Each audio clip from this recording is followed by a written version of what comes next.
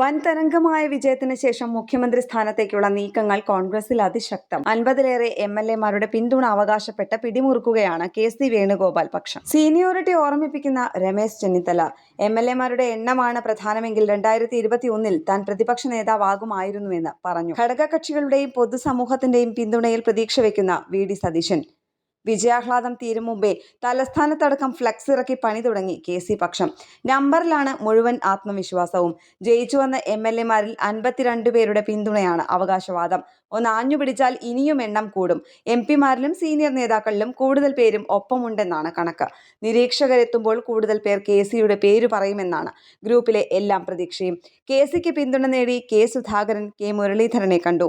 നമ്പറാണെങ്കിൽ തനിക്കുമുണ്ട് MLA-മാർ. ഒപ്പം തുറപ്പുചീട്ടായ സീനിയോറിറ്റി വിമതരെ ഒതുക്കി കൂടുതൽ പണം കേരളത്തിലിറക്കി എന്നൊക്കെയുള്ള KC പക്ഷ അവകാശവാദങ്ങൾ ചെയ്യേണ്ട കാര്യങ്ങളല്ലേ എന്ന് ചോദിക്കുന്നു ചെന്നിത്തല.